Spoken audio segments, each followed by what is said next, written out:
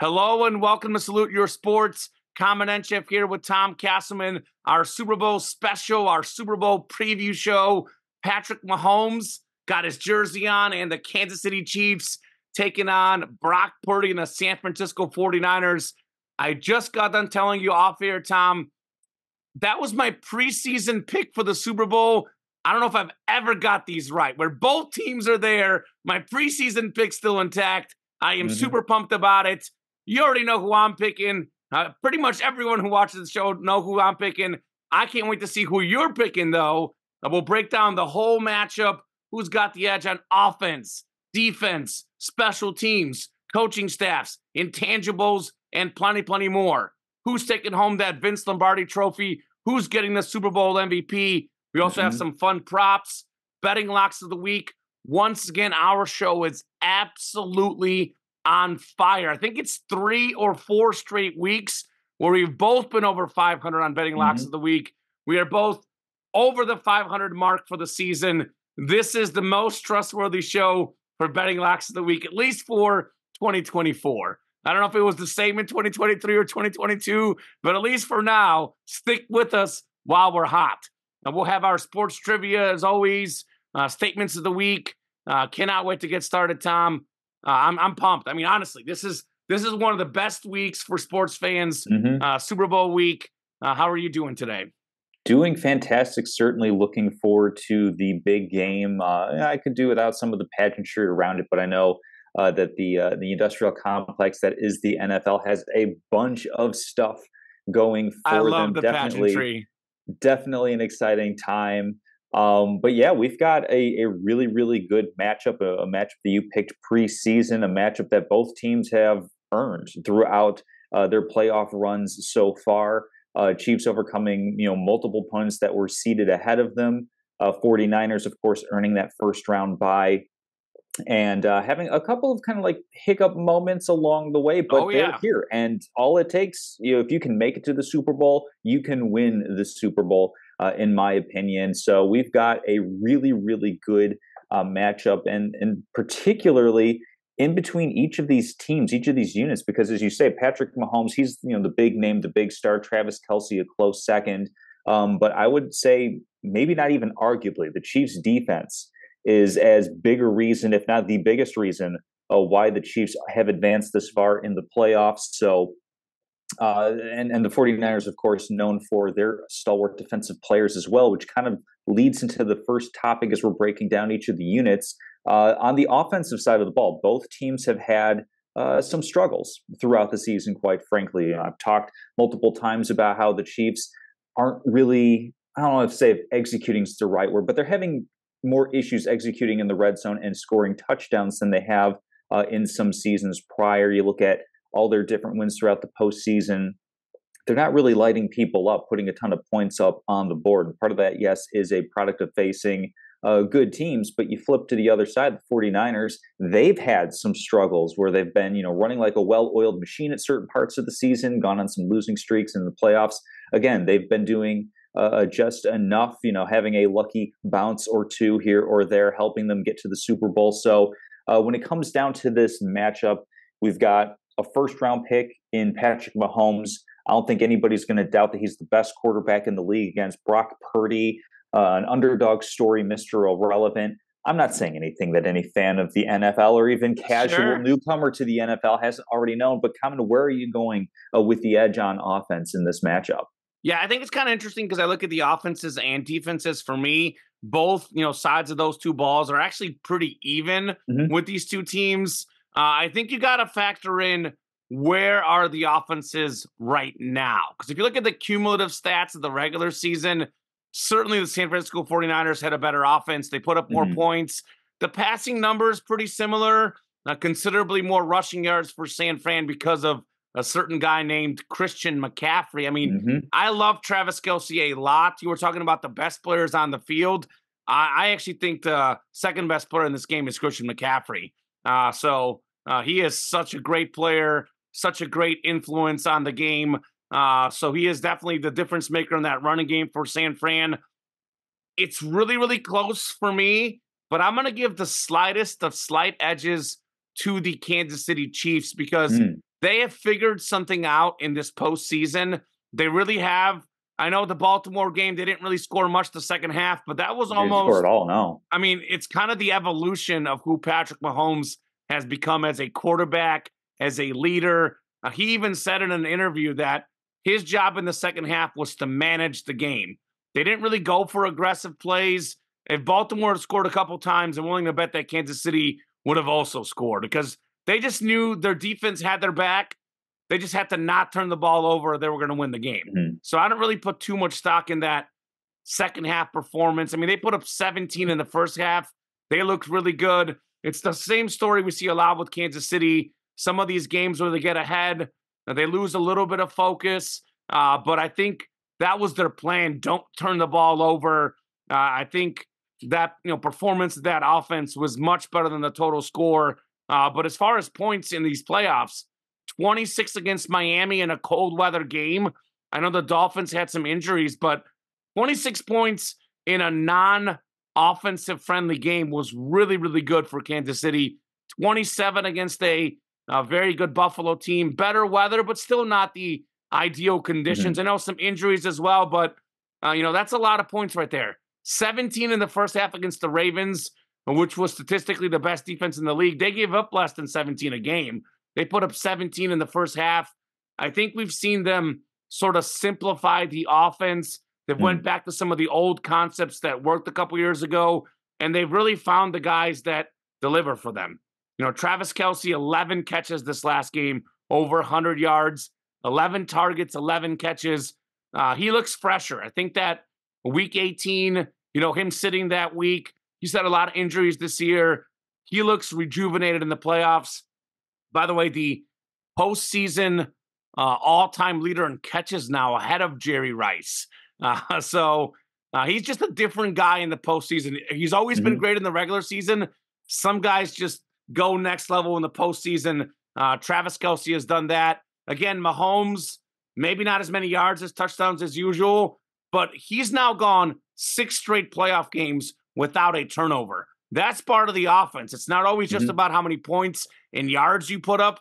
It's do you make a mistake to really harm your defense, lose that field position battle. The Chiefs have made 0 massive mistakes in the postseason. And then Rashee Rice and Isaiah Pacheco. I mean, other than Kelce, I think kind of throughout the season, Kansas City was looking for who's going to be that second guy behind Travis Kelce. They were going at MVS sometimes, Tony, a lot of different guys were getting looks, and they couldn't quite figure it out. The back half of the year, they figured out it's Rashee Rice. But again, the back half of the year, Travis Kelce missed some time or was playing hurt. Now he's gotten healthier. Now they have that combo of Rice and Kelce at the same time, both playing their best football of the season. Isaiah Pacheco also, by the way, we talk about the Chiefs offense struggling this season. Well, Kelce was hurt just about the whole season. Isaiah Pacheco missed a bunch of games, late in the year as well. So, I mean, it kind of makes sense if your second and third best offensive players are hurt and your fourth best offensive player is a rookie. I know it sounds like excuses, but I mean, that's the truth. When you have injuries and you have new guys and new systems, sometimes it takes a little bit of time. Those 3 guys in particular with Patrick Mahomes are clicking on all cylinders. I actually think the Chiefs have a better offensive line. It's an offensive line that's just been so clutch in the playoffs the last couple of years. They even had an offensive lineman out last week, and the kid from right down the road here, he's from, what's the city? Why am I blinking? Frankfurt. He literally lives 15, 20 minutes away from here, stepped in as a backup offensive lineman, and just completely dominated the Ravens in that game. So I actually think KC, Trent Williams is great. I know he's great. But if you look at the overall offensive line, the Chiefs have a better offensive line. George Kittle is fantastic. Travis Kelce is even better at tight end.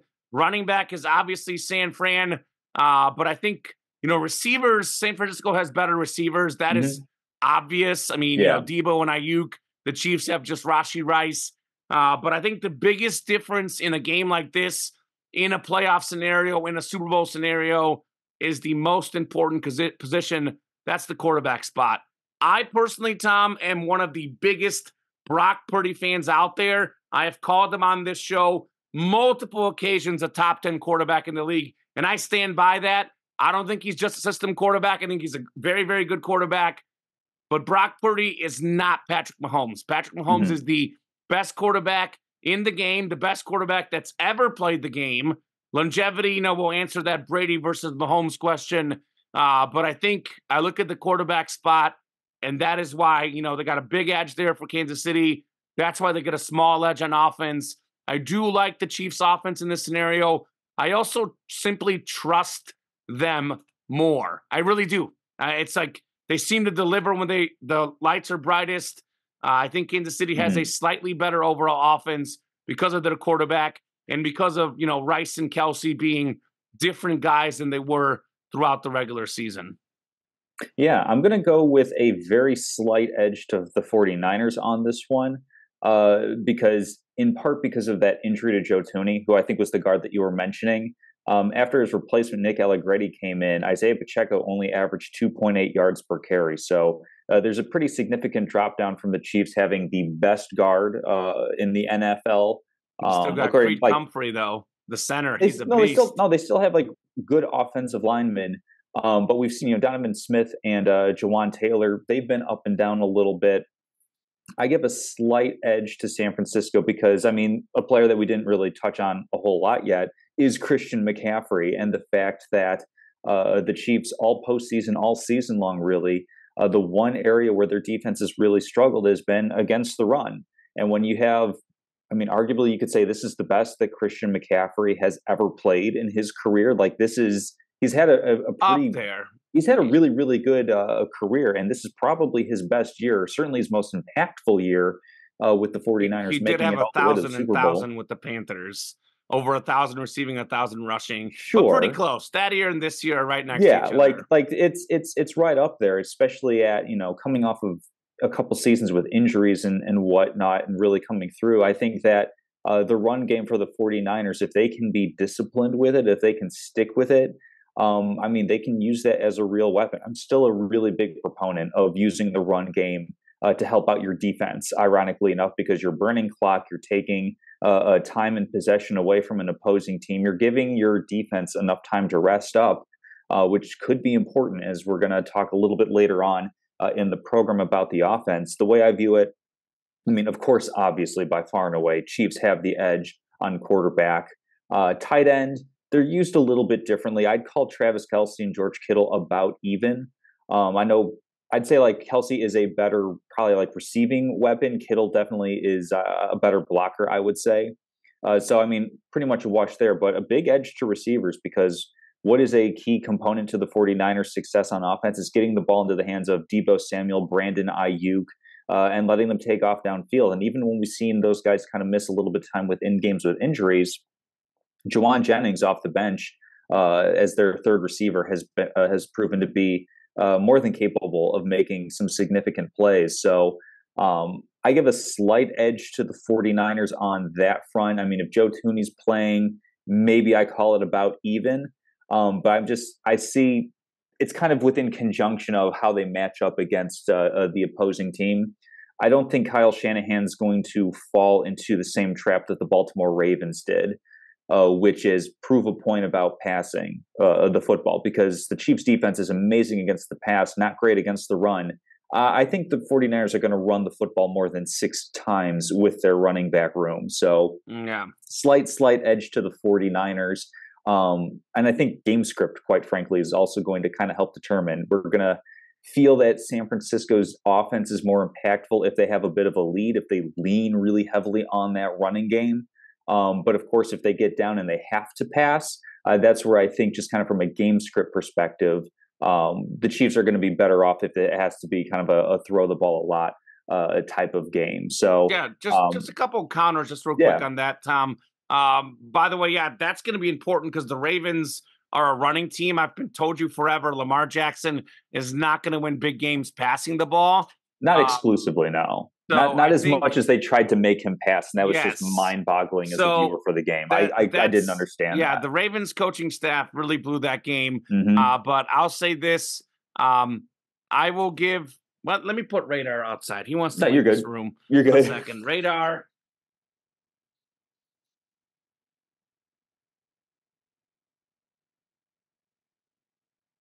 Come on, boys. Get out.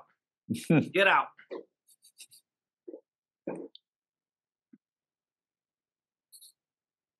All right. Radar is this is what happens when it's an at-home podcast. Yeah, Radar is not here for the Lamar Jackson slander. He's like, No, I'm tired of hearing about this guy talk about. Normally I give them busy bones, and they've been really good about that recently. But I went into the retreat cabinet and I saw they had only one busy bone, and it wasn't breaking. So it's not. I can't just give one to one of them and not the other. So, but yeah, no. Back to what you said, Tom. I think that's a really important key because I think Kansas City is going to jump out to an early lead. Like, if it's the second quarter and San Fran's down a touchdown, they got to stick with the run game. I mean, obviously, that's their biggest edge here. But Kansas City's run defense, when it's had to step up, like it stepped up the second half against Buffalo. They've made adjustments. So, obviously, that's the play that San Francisco has to make. But I think Kansas City does match up a little bit better than the stats show. And just to counter the offensive line point, again, I think a lot of that second half was the Chiefs are just going to run the clock out. And the Ravens kind of saw they were running the ball. And it just, the stats on I don't think that the Chiefs. I don't think that the Chiefs went into halftime and said, "Oh, our defense is good enough. We don't need to put up a single other point." Because Mahomes said in an interview that that's what the message was: manage the game in the second half. Tom, I think that's literally. I think that takes away credit from. I think that takes credit away from a good Baltimore Ravens defense that made their adjustments. But I mean, Baltimore was the best defense in the league. So they're running against Baltimore, struggling to run against them. It's not a bad thing. I mean, they protected Mahomes. There was 2 sacks in the game, but they were for like 11 yards. There wasn't like he had a pretty clean pocket when he did throw the ball. There was no turnovers. I think Kansas City's offensive line is going to be fine for me personally. I think it was just there wasn't a big play in the run game. I know you look at yards per carry, like, 3 yards a carry, whatever. But if there's one chunk, 20 or 30-yard run, that's where you get to the 4 yards per carry. It evens out. They just simply didn't have a big chunk run. That obviously depends on what you thought of that second half. But just me watching it, it felt like the Chiefs literally were not going to make any mistakes. Whenever Baltimore finally got within a score, guess what? Kansas City threw the ball down the field. So give a lot of credit to Baltimore, Tom, but I think the Chiefs' second half game plan was very, very much we're going to run the ball. We're going to throw short passes. We're not going to have turnovers. And I think had they wanted to, they probably could have scored more points, but it wasn't worth the risk with how good their defense was playing. So I chalk up more of those stats, not running the ball as well, the yards per carry. I kind of chalk that more up to kind of the way the game was going in that second half personally. I could see why you would think otherwise. I mean, it's narrative versus numbers, but that's totally fine. I mean, I just think KC's offensive line is going to be fine. This backup has played well in the past. He actually, I think, was the guy that cleared the hole for Pacheco in his rushing touchdown in that game against the Ravens too. So just don't cut their offensive line short. The Eagles last year were talking about getting all these sacks in the Super Bowl, and guess what? The Chiefs' offensive line showed up. I think it was a big emphasis after that Buccaneer game in the Super Bowl a few years back. Let's shore up the offensive line, and they certainly have done that. No doubt about that. Yeah. Well, flipping it to the other side of the ball, we've got 2 of the top defenses. I mean, it's the Super Bowl. Unless you're the New York Giants, you're going to have a top offense and a top defense to make it to the big game. And oddly enough, like I said earlier in the show, the Chiefs better on defense, quite frankly, than offense throughout the season across the board. Whereas the 49ers, they have some really good players, but I think they also have some weaknesses as well. That's what I've written down. In terms of these matchups, I'm just going to jump in and say where I had a slight edge to San Francisco, I have a fairly significant edge to Kansas City on the defensive side of the ball because, I mean, you've got great players in San Francisco with Greenlaw, with Warner in that second level. Bosa. Got Bosa, Young, Hargrave on the defensive line. Chase Young might be getting benched though. They were not happy with this performance I saw in the NFC Championship game. Yeah, I can believe that because he says, my job is to rush the passer. And they're like, well, what about the run? He's like, what's a run? My job is to rush the passer. Like, Mm-hmm. They're like I'm not going to get into too much with Chase Young or anything, but there's a reason why Montez Sweat cost a second round pick. Chase Young only cost a third. That's perception around the league about how he plays and what he values. But anyway, I mean, the Chiefs' defense has been fantastic, especially against the pass. I mean, L'Jarius Sneed has been out of this world, an incredible season for him. Chris Jones, of course, as your interior wrecker. Just about any quarterback will, or any offensive coordinator, any coach, they'll say, we can deal with pressure coming off the edge, but it's pressure up the middle that prevents a quarterback from stepping into a throw or moving up into the pocket. You know, a lot of quarterbacks are comfortable just letting the speed guys go around them and stepping up and making a throw. When you've got a presence like Chris Jones, we've seen his impact in multiple games. So I give an edge to Kansas City. I mean, I know writ large across the statistics, they're not particularly good against the run, but they've been able to win in spite of that, and they've been able to come up with some good plays along the way. It's going to be interesting again to see from the matchup and game script perspective if the 49ers stay committed to the run. Is Kansas City going to be able to stop it as consistently, or is game script going to favor them? And then another thing that we've seen, San Francisco, they have some big names, but they've kind of struggled with their four-man rush. It's going to be interesting to see how Steve Wilks is going to kind of like command his unit to generate some what I would call native or natural pass rush against Patrick Mahomes, because, I mean, man coverage, zone coverage, it doesn't really matter. He's more than capable of dissecting both of those. Really, the best way to try to win is simply have 4 rush, have 7 in coverage, 7 to kind of like monitor where he's going to throw the ball, have eyes on him for when he's going to improvise and make those plays outside the pocket.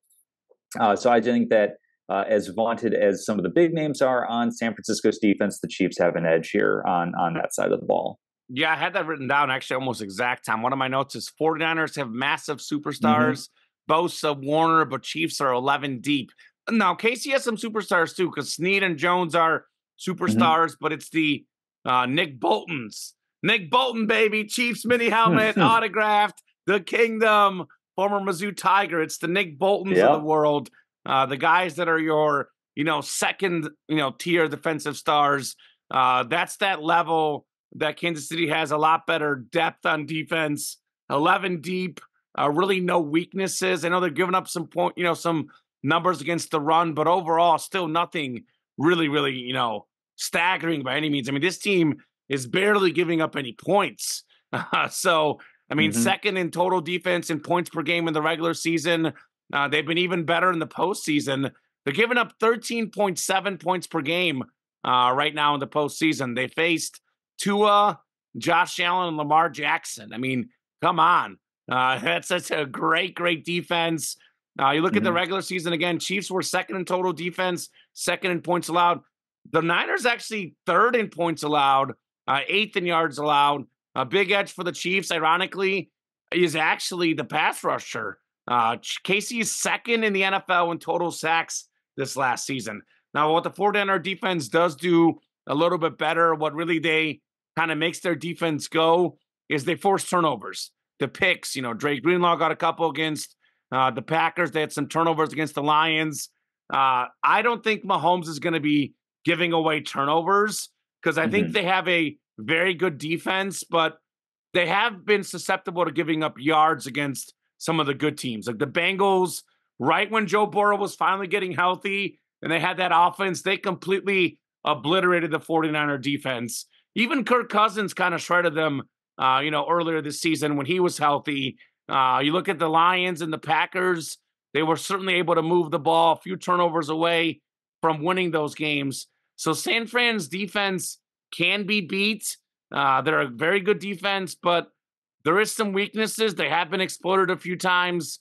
I think they really are really good at forcing turnovers. If you're able to not turn the ball over against them, you have actually a better chance than you would think.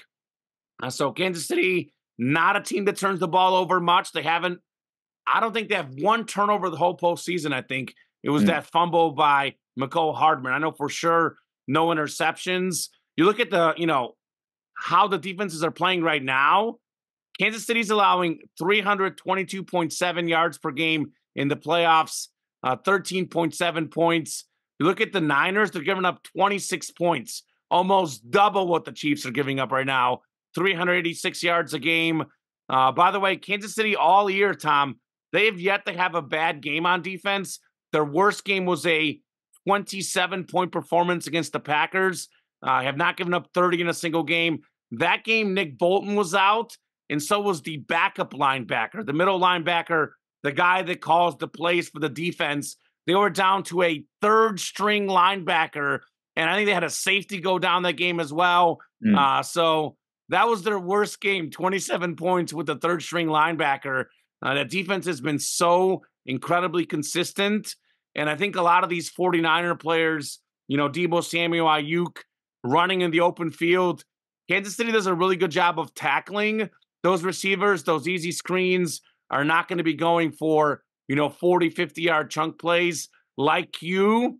I'm not going to say it's a massive edge, but I would say it's not like super, super close, where I think at the current moment, Kansas City clearly has the best defense because they have just a lot more depth, a lot more really good guys, not the, 2 or 3 superstars and then a bunch of just okay guys like the San Francisco 49er defense. Absolutely. So that's going to be a really significant edge there. And then, of course, we've got special teams to talk about as well. And this is one where, again, I'm going with Chiefs on this front because are you going to pick the Chiefs, Tom? We've seen. Well, we'll see. We've seen Jake Moody. We've seen Jake Moody for the 49ers missing some kicks. I think Harrison Butker has been a bit more consistent. Way more consistent. The punting game, I'm pretty sure it's still Townsend for the Chiefs. I'm not sure who the 49ers punter is. I'm not like super deep into that, but the one advocate or the one, I guess, like factor or person involved in the special teams, I definitely know, at least as a fan, fairly well. Dave Tobe, the special teams coordinator for the Kansas City Chiefs, widely considered one of, if not the best special teams coordinators in the game. That's a unit that doesn't really make mistakes, and every now and again is able to break out, a big punt return or something like that to put the offense in a strong position. So, I'm going to go with the Chiefs on this one because I just know a couple of the names a little bit more. But that's definitely going to be kind of like that hidden phase that might rear its head. We'll have to see what goes on, and that actually could impact, whether it's going for 2 or kicking field goals or something along those lines. I know we saw the Lions against the 49ers get really, really, I don't know if aggressive is necessarily the right word. Aggressive is the right word. They were aggressive. They opted for a certain level of analytics. Like looking at the numbers, it's like, okay, if our kicker is only this percentage of making kicks beyond this yardage, it actually makes more sense to go for 2. I don't know if that's necessarily aggressive. The analytics, Tom, a lot of those analytics were all those plays that went for it. It was something like it said it was something like a 50.9% if you go for it and like 50.3 if you don't. So the analytics were ever slightly going for it, but they were virtual toss-ups. It wasn't like the analytical play they were making. It's like, go for it 80% of the time. It was like literally 50.9 to 50.3. Yeah. So I think that'll be a big thing. If Moody misses, an extra point or something along the lines, that could definitely impact Shanahan's decision to go for it later in the game, whether it's a 2-point conversion or what have you. But I give a slight edge to KC. Yeah. By the way, Chiefs, I do have some numbers, Tom. 5th in punt return yards. So they are very good at, punt returns. 49ers are 20th. San Fran is ahead in kick return yards, but we don't really see much kick returns either. So as far as defensively, they're pretty close on punt return yards on defense. Chiefs are better on kickoff return yards allowed. So, it's almost like sort of a wash for me there. KC probably a slighter edge, but the kick and punt returns are not a massive part of the game. Although arguably, you look at the Super Bowl last year, if it wasn't for Kadarius Toney, his punt return in that game, maybe Kansas City doesn't win. He gave him the ball at the 5-yard line. So I agree with you. The Chiefs have really good coaching on the special team side. Now that's just a unit that doesn't make those mistakes. And as far as the kicking stats, did you know that Harrison Butker is the second most accurate kicker in the history of the National Football League on field goals. Only Hmm, Justin Tucker is more accurate than Harrison interesting. Butker. Now, he is 33 for 35 this last season.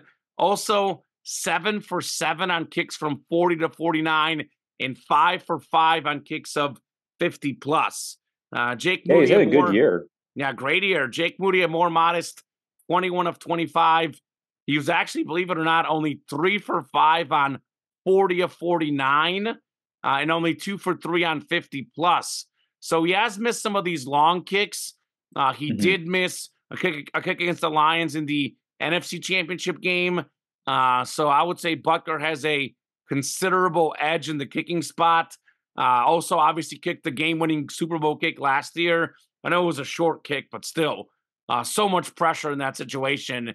The guy is, I mean, if you look at the numbers, he's the second best kicker in the NFL of all time, at least second best current kicker. I mean, he is weird about PATs because if you look at Hmm. the PAT numbers, Butker would not be, that high on PATs. But as far as kicks, he's as good as it gets. He can make them from anywhere on the field. So Harrison Butker, the reason why I give the Chiefs again a pretty big edge on the special teams side of the football.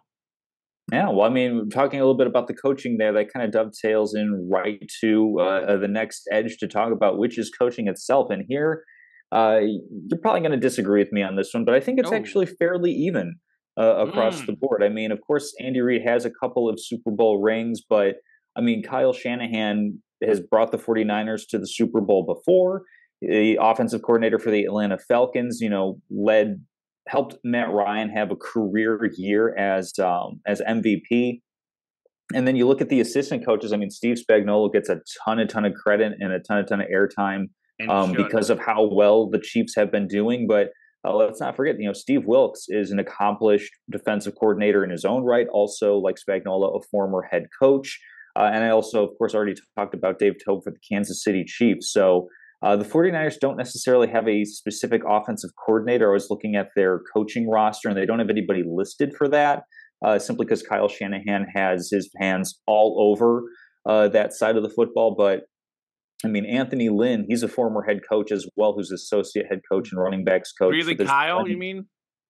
Our Yeah, former Greeley Kyle. teacher? Yeah, my He mistake. looks My just like our mistake. former teacher. That's a doppelganger if I've ever seen one. So Yeah. I think that the coaching is pretty even on this front. Again, like I've said before, if you make it to Super Bowl, you can win the Super Bowl. So I think that Kyle Shanahan is a qualified coach, a bona fide coach as well. It's simply a matter of is he going to be able to learn from some of the mistakes before? Because I mean, you had for 3 quarters of the last time these two teams faced off, the 49ers were in control of that game. And then it was like a Damian Williams touchdown run. And then Patrick Mahomes finally kind of got comfortable with being in the Super Bowl because that was his first one. That's what kind of turned the tide. And, is Kyle Shanahan able to learn from the infamous Falcons collapse? Is he able to 28-3, learn from baby. the 49ers letting that game slip away a few years back? I don't know. We'll have to see. I mean, there's lessons to be learned in victory as well as defeat. It's just a lot easier to learn lessons through victory. So I'm going to say that the coaching staffs are pretty even here. Maybe a slight edge to Kansas City if you want to, but both of these coaching rosters are filled with guys who have been here before and are familiar and comfortable coaching at the highest level. Yeah, no doubt. Both teams have great coaches. Obviously, that's part of the game, part of getting to the Super Bowl. I'm not going to say a massive edge, but I'll say a fairly considerable edge to Kansas City for me, simply because I think Andy Reid is the best coach to ever coach in the National Football League. I think he's the coaching GOAT. I'll have more of that on Statement of the Week. What? He is literally taking guys and just taking them to the next level. I mean, even if you look at some of the guys he's coached, Alex Smith with and without Andy Reid, very different. Donovan McNabb with and without Andy Reid. He made Michael Vick into a passing quarterback. There's just a lot of great stuff from Andy Reid. You talk about learning from mistakes. That was the one knock on Andy Reid was clock management sometimes. And that is why I particularly think that the clock management thing, he literally managed the clock against the Ravens from past mistakes where maybe he would have wanted to be aggressive and just go for the kill. But I think he recognized what that Chiefs defense was doing in the AFC Championship game. This guy coming off a bye week is almost invincible. By the way, right now he's second most in postseason wins, fourth most in regular season wins for Andy Reid. Talking about guys that learn from their mistakes. He was super, super close in Philadelphia all those years, then really got over the hump. By the way, he had those Eagles in like 4 straight NFC title games with like Todd Pinkston and Freddie Mitchell and James Trash as the Philadelphia receivers. I mean, those guys were literally trash. I don't think Donovan McNabb is half the quarterback he is without Andy Reid. So I think Andy Reid is a mastermind. He's a guy that knows the situation. He's won 2 of these Super Bowls. He's coaching in his 4th.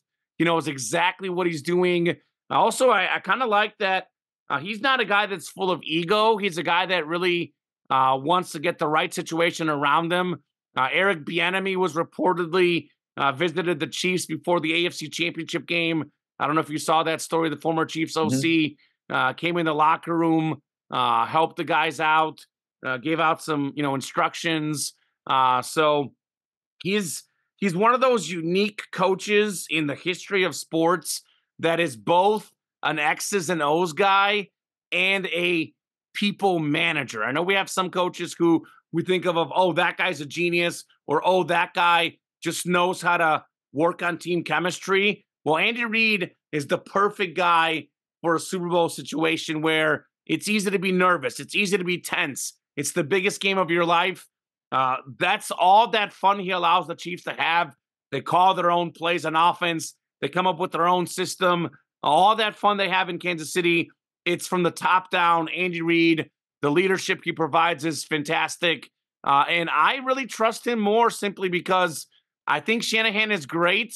But if you look at Kyle Shanahan and his coaching career, if his team gets from behind, I know they finally came back against the Lions, technically came back against Green Bay, but he had never had like a 4th quarter double-digit comeback prior to the playoffs this year. We can argue he's learning, but I mean, 28-3 deficit. We've seen when things start to not go his way, we've seen him get just rattled a little bit. And in a game like this, you are going to get rattled at some point. I really trust Andy Reid more, both with the lead against the Ravens and both from behind. I mean, we saw the Chiefs' original Super Bowl run against the 49ers. They were 10 down against the Titans, 10 plus down against the Texans, 10 plus down against the Niners. I know the offense isn't as good, but that's the evolution of Reid as a coach. He can win passing. He can win with defense. He can win running the ball. He can win any which way. He makes all these guys so much better in Kansas City. I really trust him a lot more than I do Kyle Shanahan, given the 4th quarter collapse against the Patriots in the Super Bowl when he was the OC. Andy Reid just knows how to manage any situation.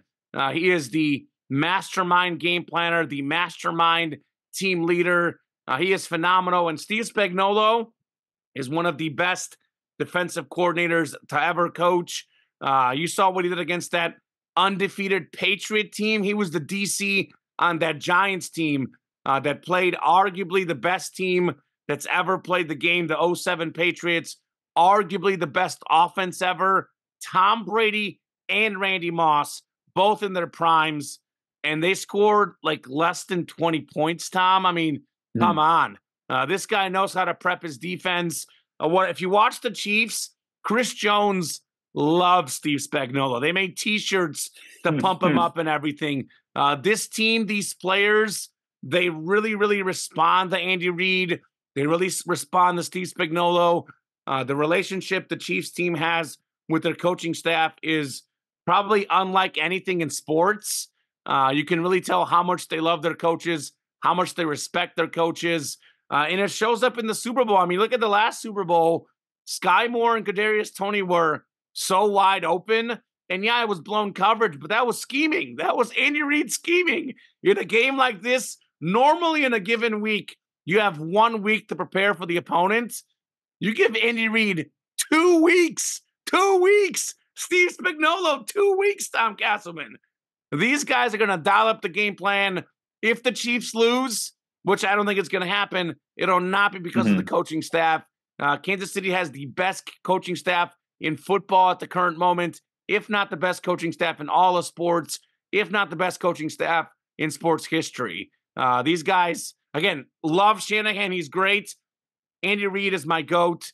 I'll take the GOAT for the coaching matchup. I'll have more on that in Statement of the Week. Wink, wink, nudge, nudge.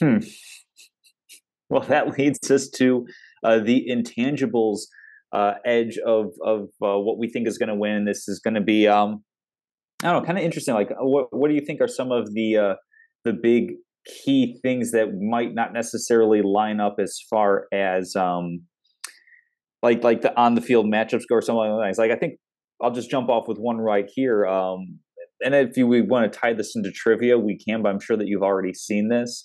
That this is the 4th rematch between coaches in a Super Bowl. Yep. And in each of the past 3 matchups, the team or the coach that had won before won the second time. So I guess that could be a little bit of a key in terms of, I don't know if coaches necessarily have an edge over an opposing coach or anything along those lines. They do, 100%. But I mean, I guess. I mean, like, nobody's going to say Tom Coughlin is better than Bill Belichick, but the Giants just happen to outplay the Patriots for that one big game in a couple of seasons. Same thing if you look, Chuck Noll and the Steelers over Tom Landry and the Cowboys, Jimmy Johnson and the Cowboys over the Bills and Mark Levy. So that's, I guess, like an X factor and intangible. We'll see if that history holds. Yeah, I think like that's probably the biggest X factor is just that they faced each other before. They might be able to look at tape of the past, but I mean, I think these teams fairly different from when they played the last time, at least in terms of personnel. I don't know if stylistically or strategically we could say that they're doing anything differently.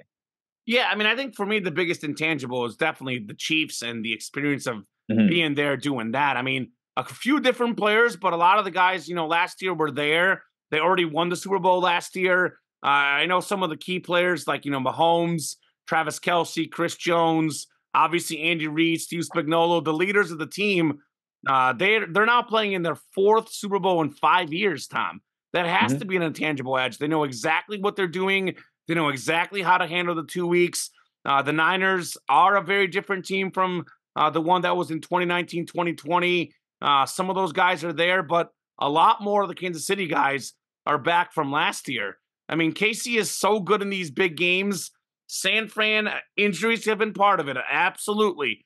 But for all the winning they've done in the regular season, they've been in 4 of the last 5 NFC title games. We don't really talk about that because they're just 2-2 in those games. They're 0-1 in the Super Bowl.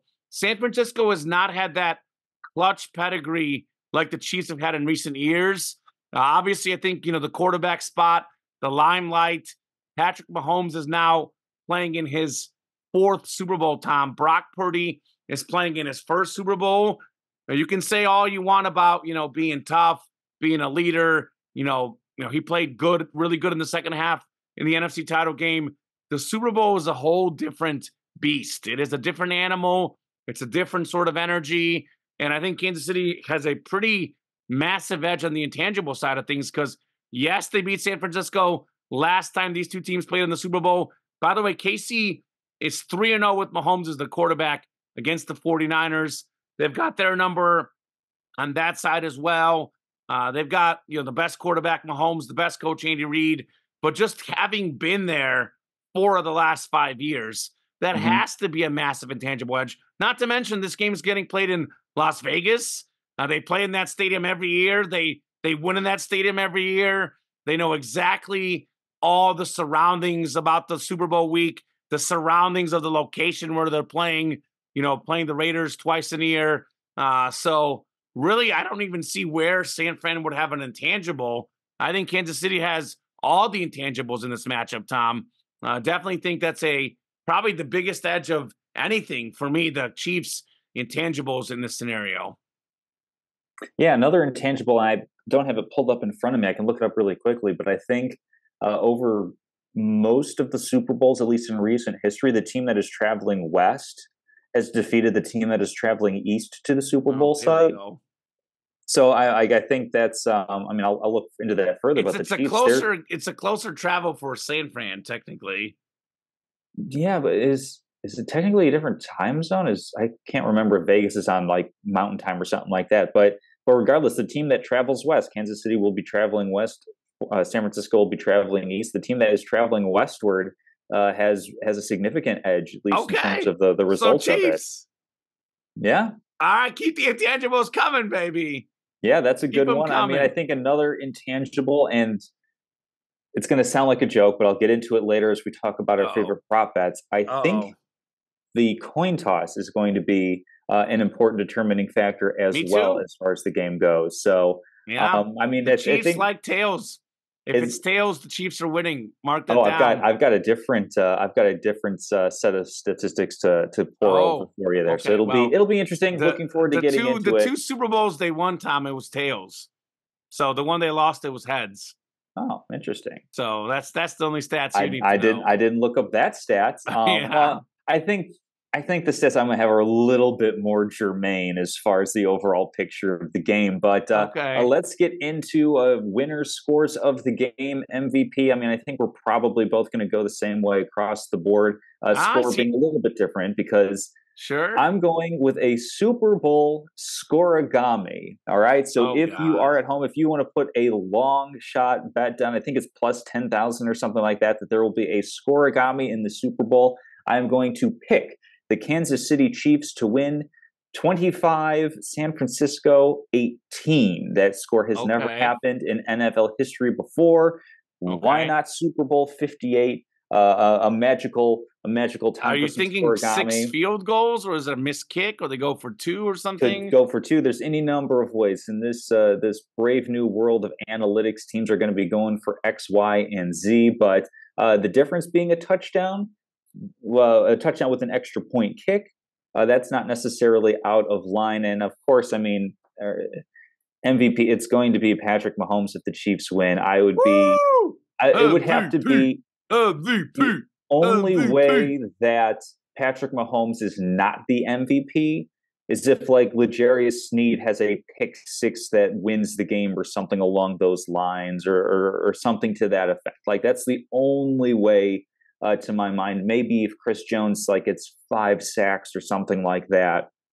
But even then, I mean, we see it all the time with the MVP going to the quarterback, even though other players. I mean, I think was it the Falcons Super Bowl where they gave it to Tom Brady, even though James White had like 3 touchdowns and a million catches, and even the first Kansas City Super Bowl. I mean, Damian Williams was a better, more consistent player for the Chiefs throughout the game. Nick Bolton had a scoop and score and led the game in tackles last year.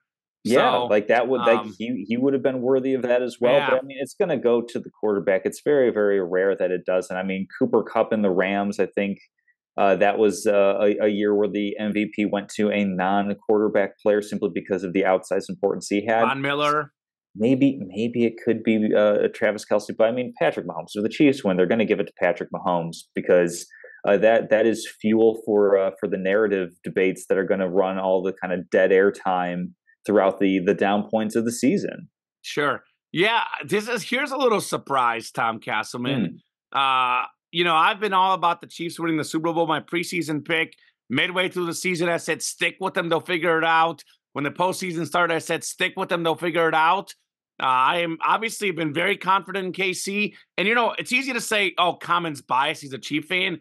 But I'm a Bear fan, and I always pick against the Bears. It's not really I'm trying to say that I'm really not making it in a biased way. I do think the Chiefs are the better team, and I felt that they're just a different team in the postseason. But I'll say this. Here's the biggest surprise. You have the Chiefs winning by more than I do. You have a full touchdown, 7-point score.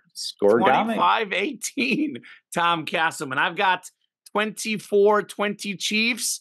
I think this is going to be a game, though, that'll be kind of similar to the Raven game. I think Kansas City is going to jump out in front early. It may even be like 24-13, something like that, where the Niners get a touchdown late. I think it's going to be 24-20. It's not going to be a dramatic field goal or dramatic touchdown. It's going to be Patrick Mahomes kneeling Kansas City running the clock out at the end of the game. It'll be like about as comfortable as a 24-20 score could be. That's my thought. Another sort of intangible, actually, I didn't get into, and just a general thing, and we didn't actually even mention this off the top. The 49ers are actually a 2-point favorite.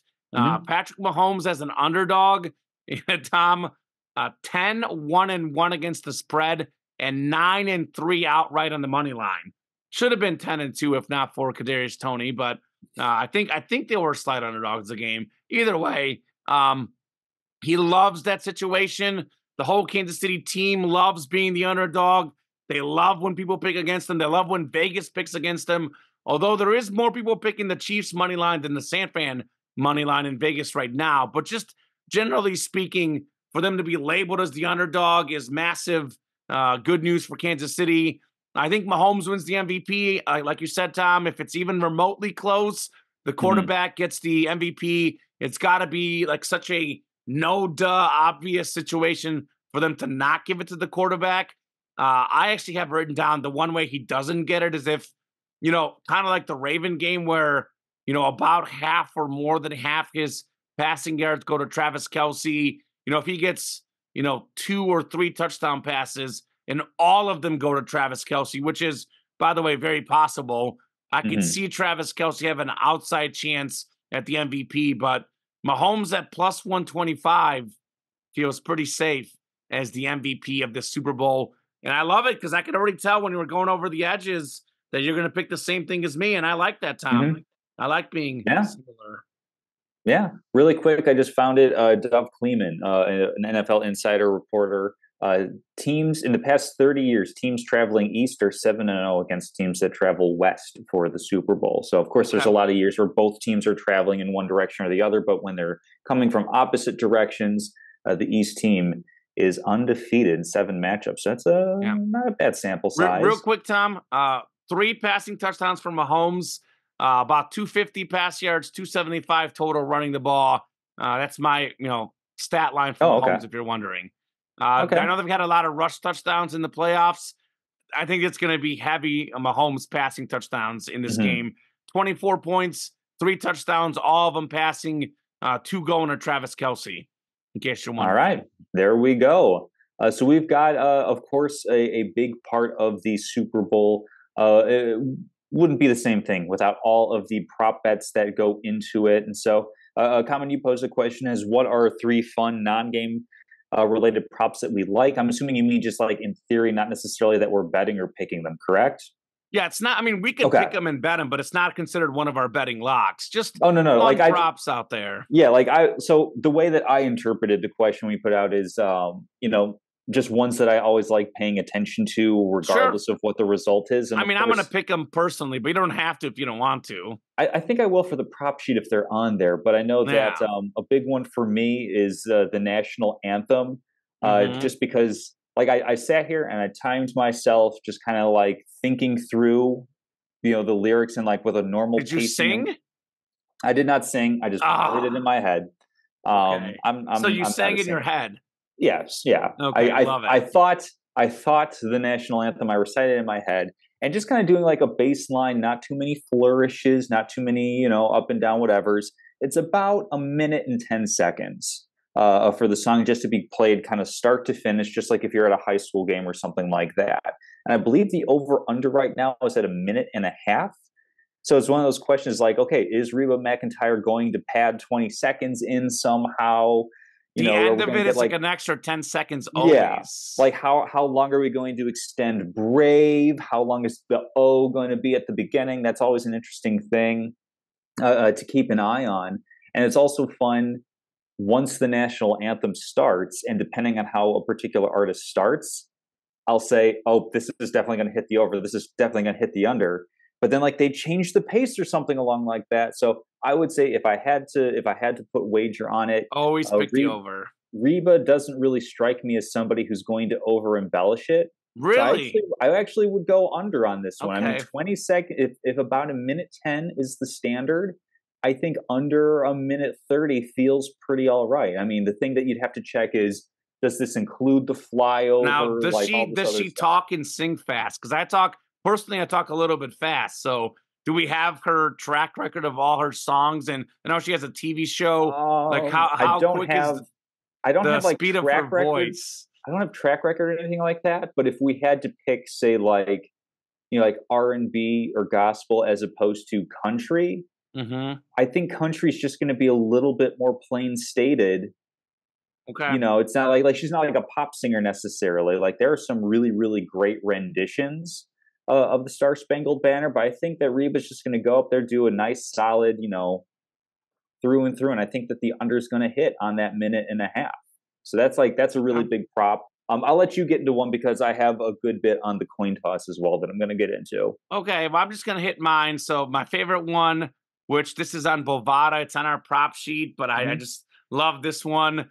It said, will Travis Kelce propose to Taylor Swift Oh on my the field gosh. after the game?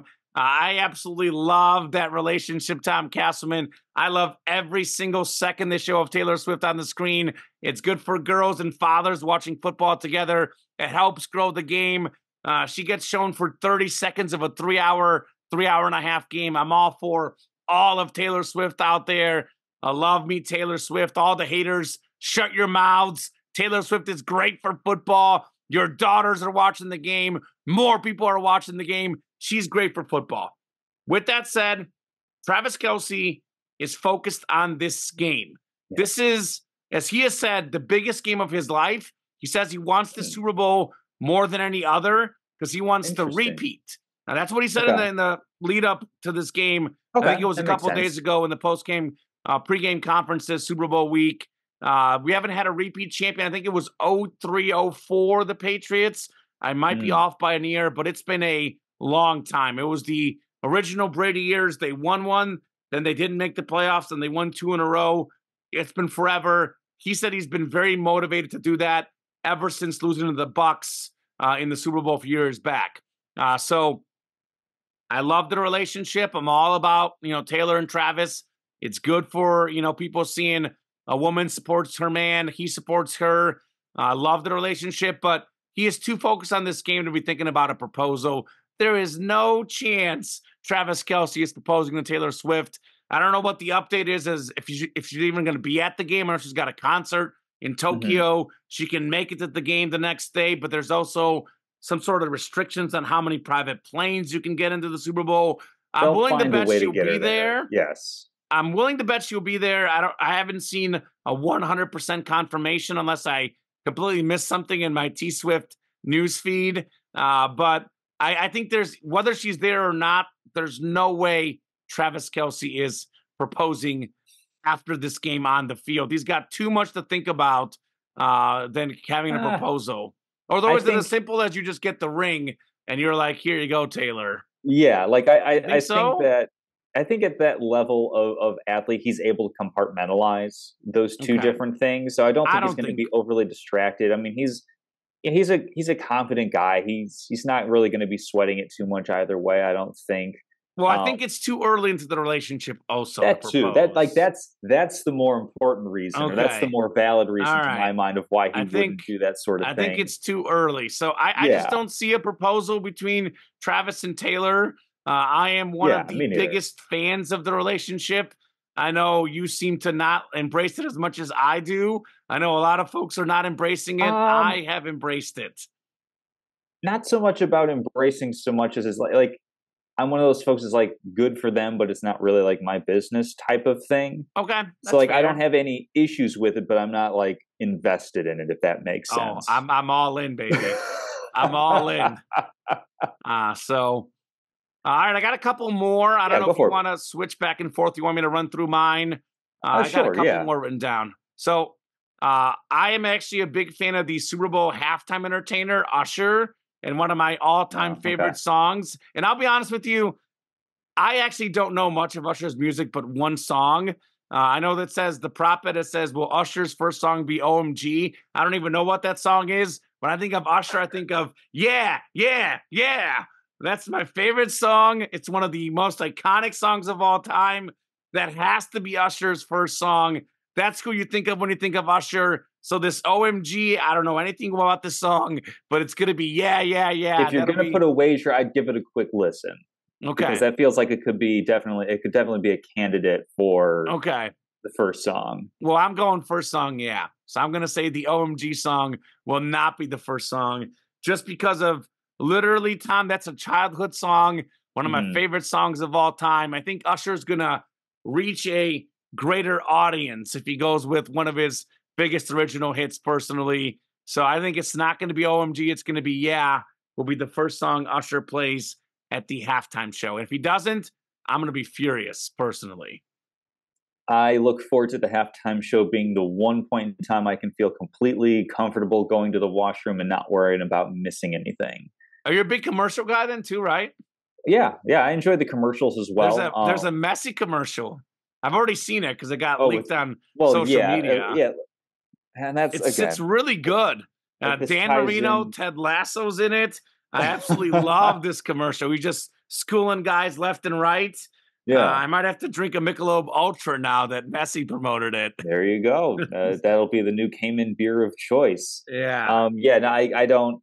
Most of the time, I'll kind of stick around for the halftime show, but I'm more of like, okay, game first, commercial second, and then depending on the entertainer, halftime show third. But that's something where it's like, it's not really for I'm me. game one, food Mhm. two, and then a tie between the commercials and We the will have to. whole I would halftime like to get show. into food for a little bit later Oh, we should for do what we that. might be doing. But Yeah. for me, another prop that I am keyed in on, and this year, well, I mean, I'm usually keyed in on the prop because until last year, the team that had won the coin toss lost the Super Bowl every year, dating back to Super Bowl 48 when the Seattle Seahawks beat the Denver Broncos, and then of course last year the Chiefs won the toss and defied all odds, overcame an That's seemingly insurmountable that's how mountain. good Mahomes is, man. He overcomes everything. One Well, leg, a and coin toss. He don't care, baby. this Patty. year, it is vitally important to the Okay. Kansas City Chiefs that they win the coin toss because I found Okay. this on a Reddit thread because I was looking up this sort of thing and being a little bit cheeky about it, but actually Sure. interested in what I found. The 49ers, when they have won the coin toss this year, they are 4-2.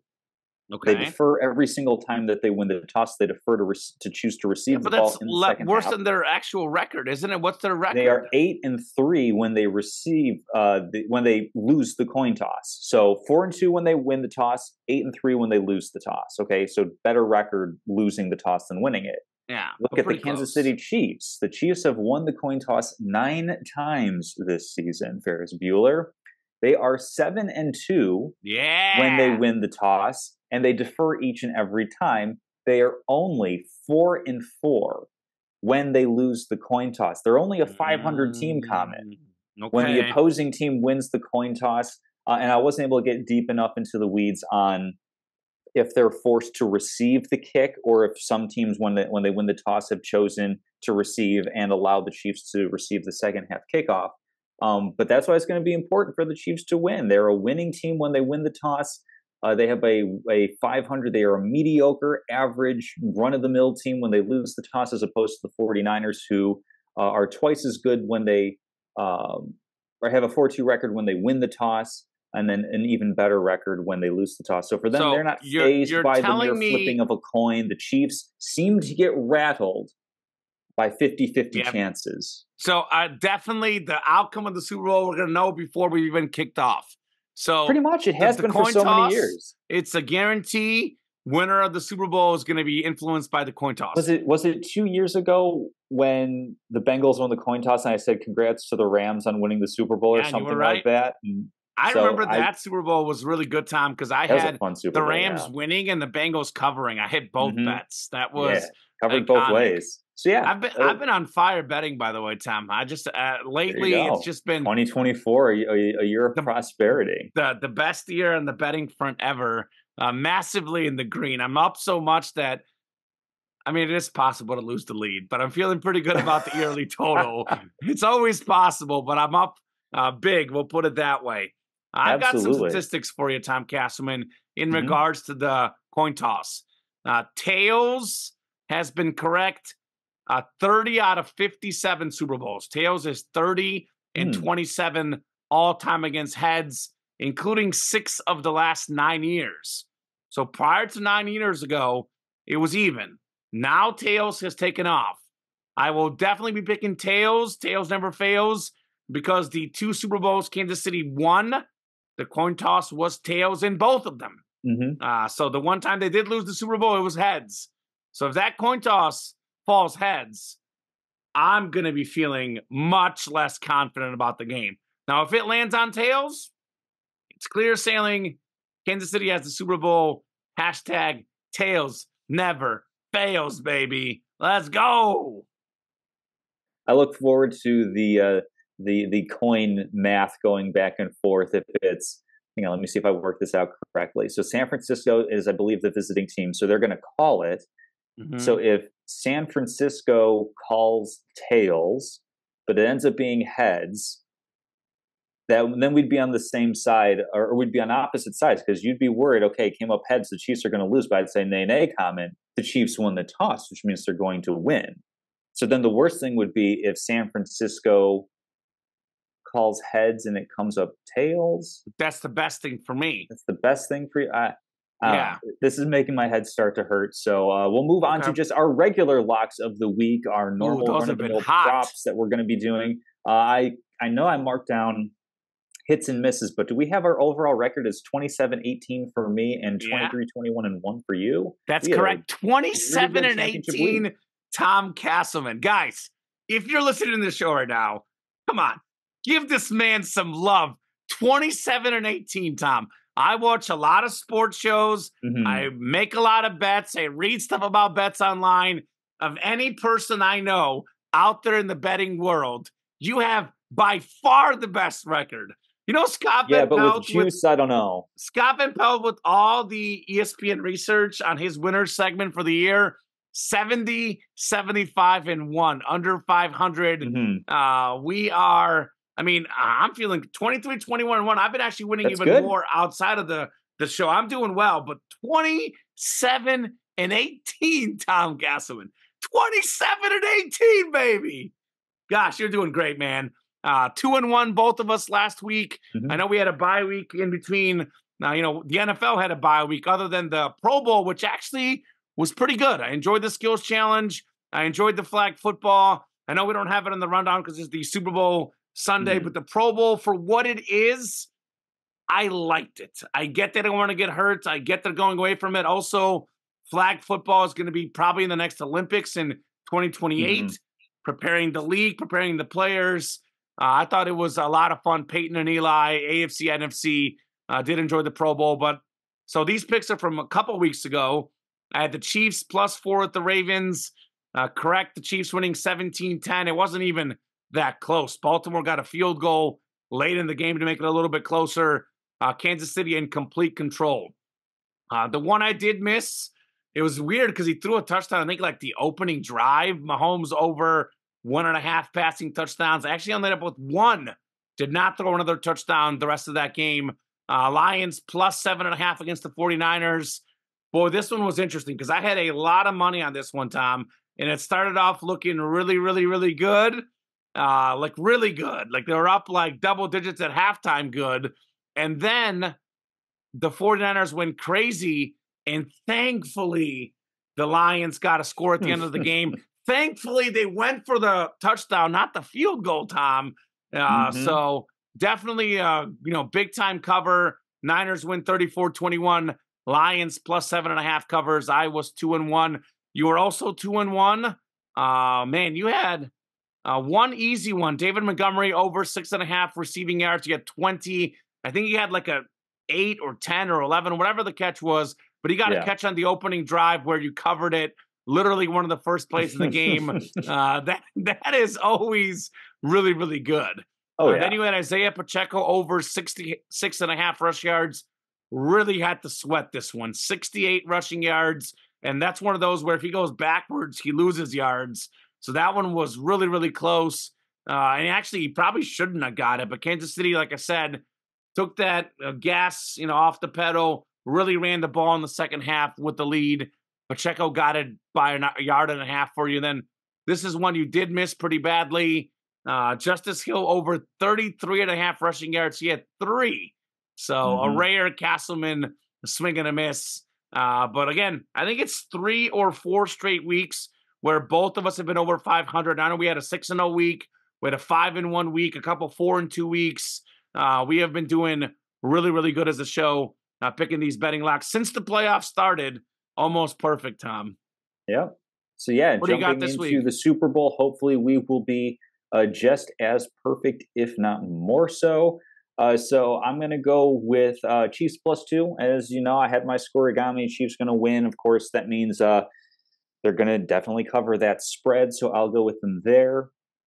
Conventional betting wisdom seems to be that early when the number is posted, you bet the over, but right before the Super Bowl, you take the under. So I'm going to say, I'm going to say that the defense is going to show up a bit here, under 47.5, because I believe outside of that Bills game, both Chiefs games 25-18. have Is been that under 40? That's 43? 47 exactly. 47 exactly. 43. Yeah, I can do math. 43. Okay. So So it I'm is going to go under. under 47.5.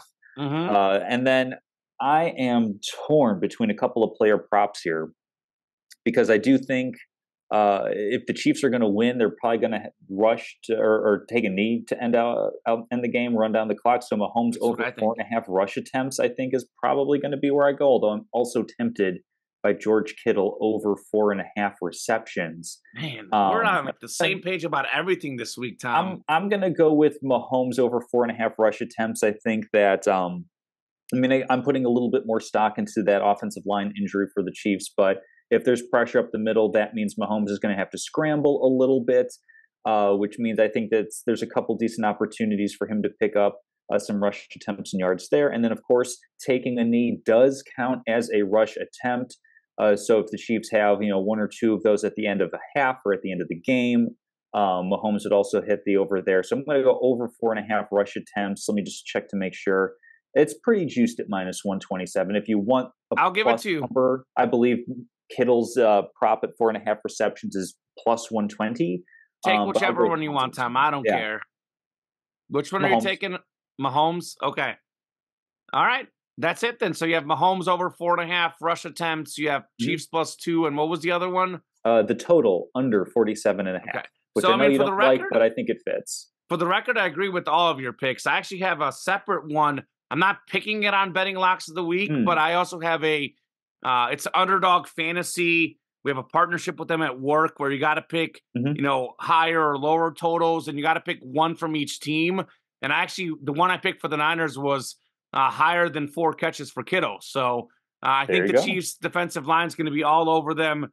I think Purdy's going to have to get rid of the ball. Kittle's going to get some catches. I agree with that one. I agree with the Mahomes one. He might have, 4 runs anyway, because the guy, he actually runs more in the bigger games when he sees the opening. This is as big of a game as it gets. If the opening's there, he'll run with the kneels, which I think they'll take as well. That'll help. So I've got 3 of them, one the same as you, but I think you agreed with one of the other ones because you picked it earlier. So I'll start with, the game pick, Chiefs +2. Again, both of us think KC's winning outright. I'll probably have a money line and a +2 on my betting card for this game. Like I said earlier, Mahomes is 10-1-1 against the spread as an underdog in his career, 9-3 on the money line. Mahomes is the clear quarterback, the better quarterback than Brock Purdy. We actually agreed Kansas City has a defensive edge. I think they've got an intangibles edge, a coaching edge. I think the Chiefs are actually a little bit better football team. And with the limelight, with the scenario we have in this matchup, I think KC wins outright with the 2 points. I feel great about that, Chiefs +2. We talked about it earlier, Mahomes to win the MVP, +125. Mahomes is going to be a big-time player in this game. He's the best player on the field, the best player on the Chiefs. If we think the Chiefs are winning, it makes sense the quarterback gets the MVP. Anytime it's super close, it's always tie goes to the quarterback. I think they're going to be very, very pass-heavy with him in this game. I think he's going to have a great game. The only scenario where he doesn't get the MVP is if he throws, for 3 touchdowns and all 3 go to Kelsey. 250 yards, 150 go to Kelsey. I could see Travis getting in that scenario, but most likely I'm looking at about 250 pass yards, 25 rush yards, and 2 to 3 touchdown passes, which if he puts up those numbers, Mahomes is getting that MVP. I give him Mahomes at plus 125 for the MVP. And lastly, this is one I like, Travis Kelce over 15.5 receiving yards in the first quarter. I think they'll go early to Travis Kelce, establish momentum like last Super Bowl. Had a big 18-yard touchdown catch in that first quarter. Couple other big plays. 15.5 receiving yards. That is one catch, maybe two. I think they're going to establish Kelce early like they did against the Ravens, like they did against the Eagles last year. The Texan comeback a few years back, the original playoff run, Kelce had like 3 touchdown catches. When Mahomes gets in trouble, when it's a big game, when he has to trust somebody, he always goes to Kelce. They'll set the tone early. 15.5 receiving yards in the first quarter for Travis Kelce. That is easy money, Tom Casselman. There we go. So that takes care of our props of the week, our locks of the week. Moving into trivia, I know that the Super Bowl's coming up, but I'll sneak a little NBA in here as the NBA trade deadline has come and gone. Fun fact for the Chicago Bulls fans out there: the Chicago Bulls have made exactly one trade in the past 893 days. They have not made an in-season trade in 1,050 days, so no moves for the Chicago Bulls that are treading water, mired in mediocrity, but so we sojourn on. My trivia question for the NBA, and I think you're going to love this one. There are 2 players in NBA history, Kamen, that have scored more than 25,000 points. They have grabbed more than 8,000 rebounds. I already know who one of them is. And they have dished out 9,000 assists. Can you name the 2 players that have achieved those 3 benchmarks? Yeah, Russell Westbrook, because you want to bother Russell me. Westbrook is one of them, yes. And there's only 2 other guys I'm thinking of. I'll go Only LeBron James. LeBron James is the other. Yeah, there's 3 that I was thinking of. It was LeBron, Westbrook, and then James Harden, the other one, but probably doesn't have the rebounds. Yeah, so yeah, there you go. 2 of the best players to ever play in the NBA, ever. Yeah, first ballot, one surefire of the best Hall of in the Famers. stat patter. One of the best in the stat patter. Oh. They're both going to be surefire first ballot Hall of Famers, no doubt. No doubt about either of them. Ballot for Westbrook. I don't know. We'll see. He'll be in the Hall of Fame. I don't know about first ballot, Tom. I know he wouldn't.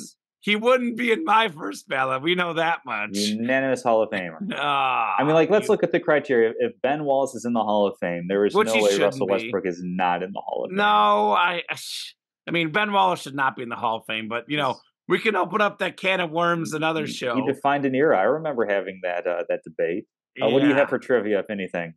I actually have one that I'm going to save for next week because it's going to be very, very fitting. But I saw great trivia, so remember this one for next week. Okay. Tell me, Kamen, what was the great trivia you had last week? So I have one that's a little bit surprising. What college football school has had the most quarterbacks to play in the Super Bowl? Very surprising. I'll just start off the bat and tell you it's not a true blue blood in college football. It is a Power 5 school, but it is definitely not a blue blood. Not one of the, top 10 programs in college football for sure. So I'm going to go right out and dismiss Oklahoma. Yep. Or not Oklahoma, dismiss the entire Big 12 because traditionally teams don't like to draft. So I have to say it's between the SEC, the Big 10, and the Pac-12. It is one of those 3 conferences.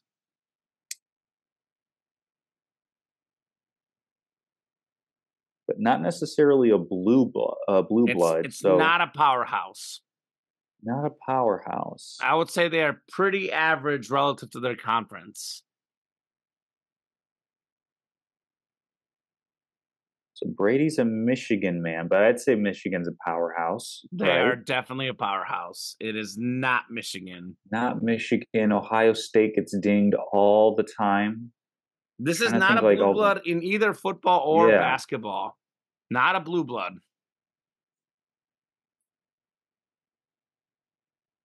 Have they ever been a blue blood? Like Penn State once upon a time? No. Never been a blue blood. All that terrible stuff going on there. Disgusting.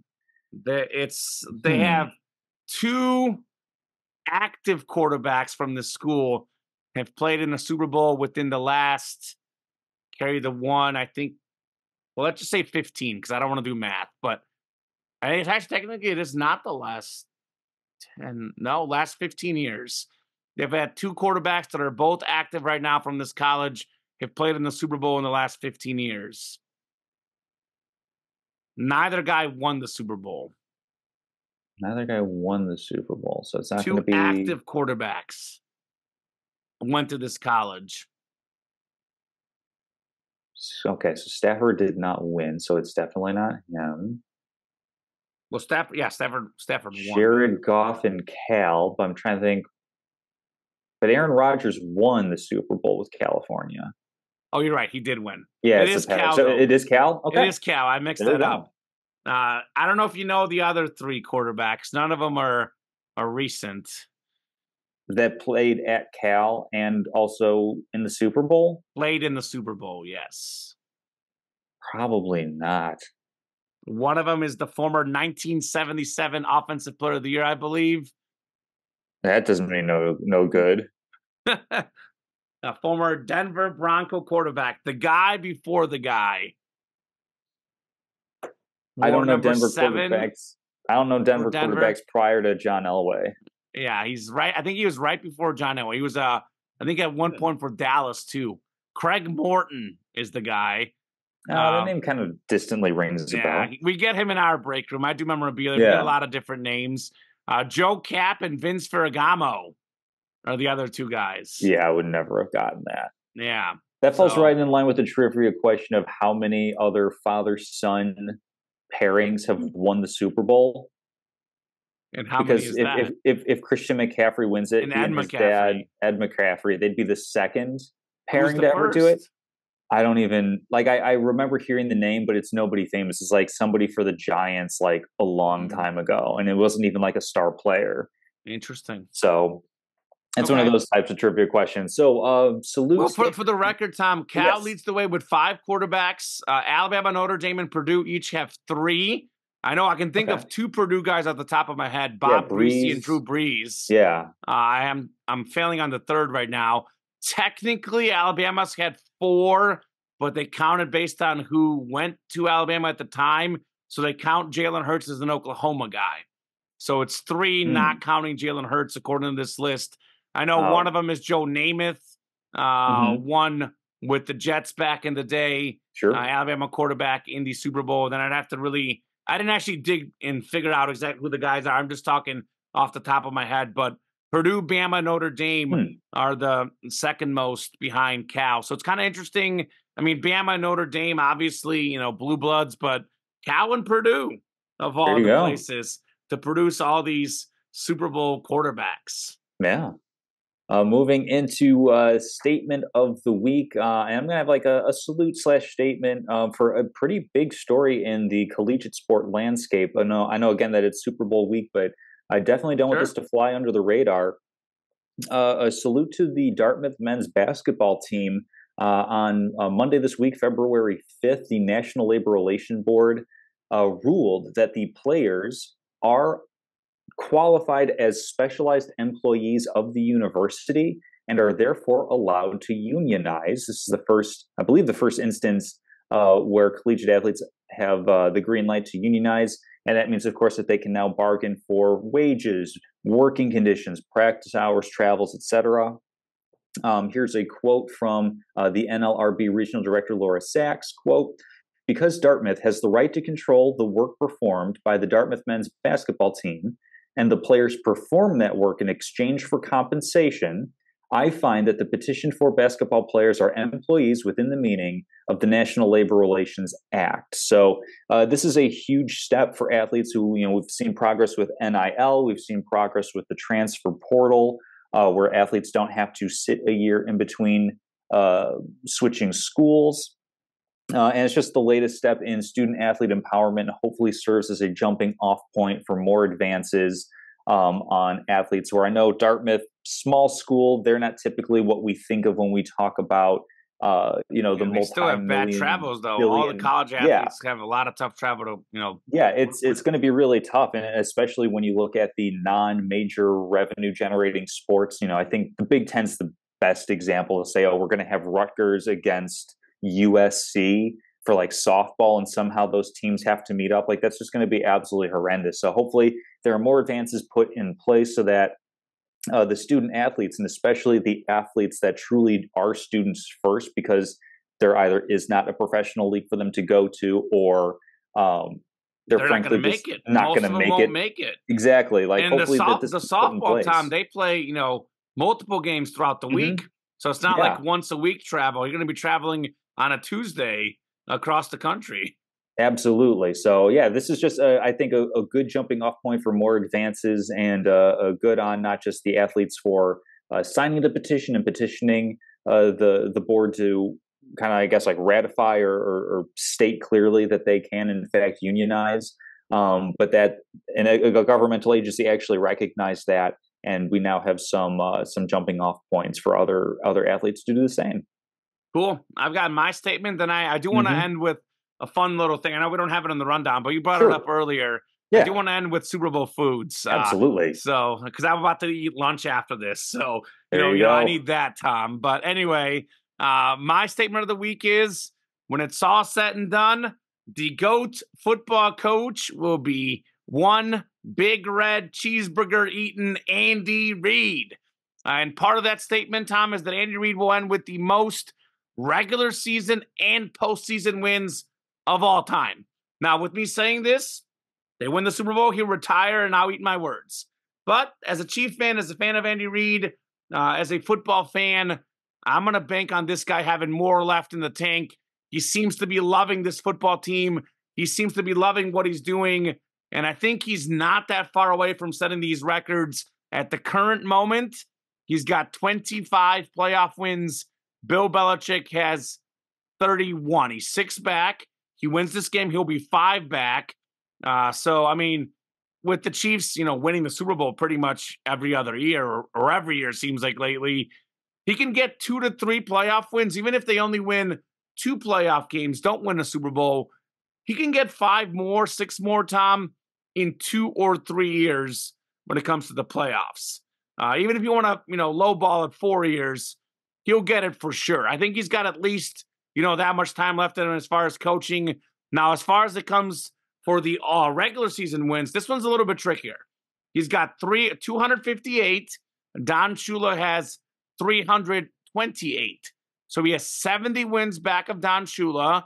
I know Bill Belichick at 302 is 26 back, but Belichick did not get hired this latest coaching, transition. Is the league, not going to want to hire Bill Belichick? All these young guys, these new coaches, I don't know. Something tells me he might find his way onto a team. But if he really wants to coach, it'll probably be a bad football team, because a lot of these big level organizations, they do not want to give full control to, Bill Belichick with how old he is. That's probably part of the problem. He's used to being the general manager, used to running everything. Does not seem like these teams want to do that anymore. One, I'm not convinced Bill Belichick will get a chance to coach again. Two, even if he does, his options will be limited. He won't be able to pick the team he goes to. Bill Belichick is an all-time great coach, but as we saw with the Patriots this last season, he may not win on a bad football team. You got to have a good football team. That is what Andy Reid has. He's got Patrick Mahomes. He's got Travis Kelce. Even if Kelce retires, he's got Mahomes. He's got Rashee Rice, a young receiver, Isaiah Pacheco, a young running back, and a very, very extremely young defense that is really, really good. Now, he's got a great team there. He's a great coach. 70 wins, Tom. If you look at what the Chiefs have done over the last 6 years, Tom, they've averaged 12 and a half games a season. And now they have the 17-game season. This is just a new thing the last couple years. Even if we lowball them at 10 wins a season, that's 7 years. If we go at, 11 wins a season, 12, we got 12 wins a season. He does this in like 7 years, 6 years easily. I think he's got 7 years left in him personally. I think the closer he gets, I think even though he's a humble guy, he's a nice guy. I think if you get to within 30 wins, 40 wins, you kind of start thinking about it. Maybe I should get this. Maybe I should get this record. I think it's human nature. Everybody wants to get the records. So my statement is that Andy Reid's going to finish off with the most regular season wins ever, most postseason wins ever. And yes, it's not by a big margin. It's very hard to pick one coach as the GOAT. Comparing eras, coaching styles, players, it is very, very different. But Tom, unlike you, I like to have fun with it and just make a pick because I can. Sure. Chuck Noll, obviously, Tom Landry, Vince Lombardi, Bill Belichick, all sorts of legends across the game. Don Shula, of course. But if I had to pick one, I'm picking Andy Reid as the best football coach of all time. And I think it's kind of what I said earlier. He's got the X's and O's of offensive, greatness, but he's also got that leadership ability, the Phil Jackson type, style of, he's going to get his players to buy in. He's going to get them to have the right chemistry. He's going to get them to have fun because that's what the Chiefs do. They literally make up plays on their offense.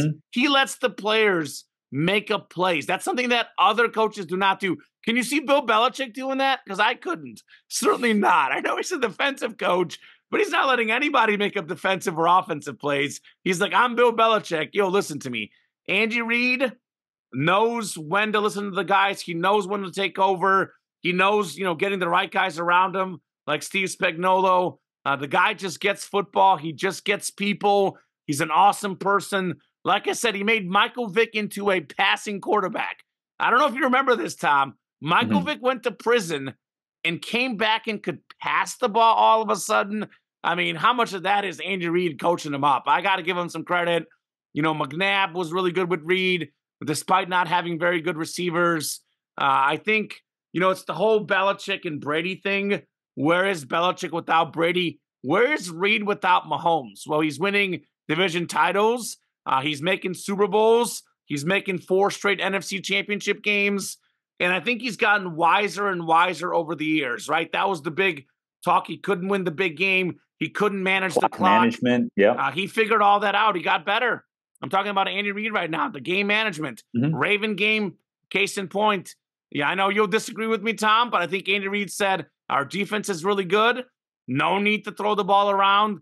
Let's run the ball. Let's run the clock out. Let's not turn the ball over. Let's win the game.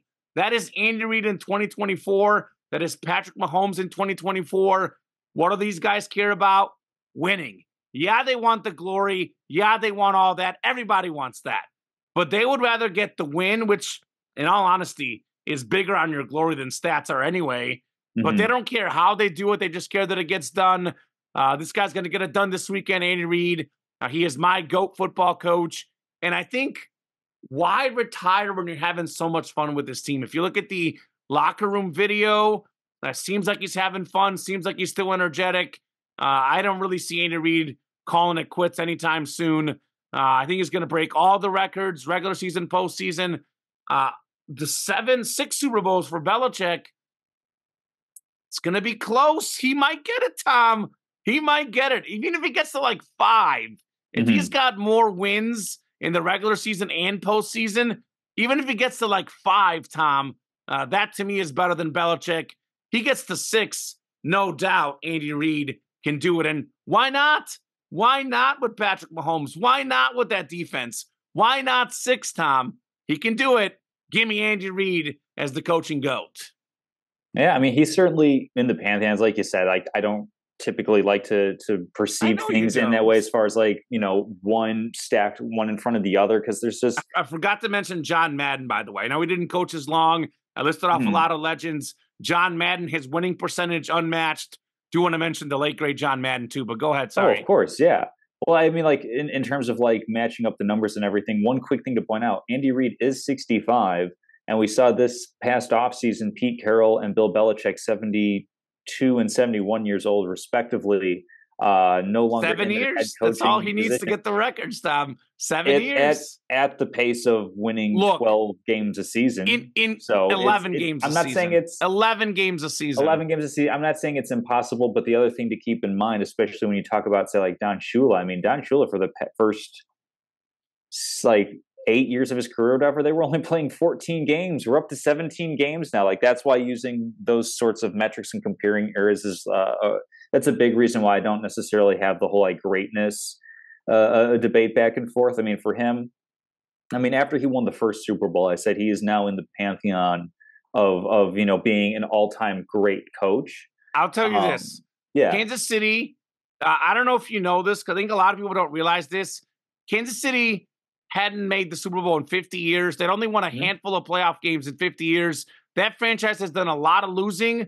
I mean, a lot of losing over the years. Even when they were good, their coaches could never win the playoff games. Trent Green, Gonzalez, those teams would always fold in the playoffs. If there's one guy who's not getting fired, no matter what, they can go 9-8 next year. Andy Reid's, not on the hot seat ever. And they're not going 9-8 with Patrick Mahomes, obviously. He's got a 10-year deal, or whatever the deal is now. He's got at least 7-8 years left. Yeah. Andy Reid is going to have to physically retire to leave Kansas City. Like he might. Like they're he not might getting rid of Andy that. Reid.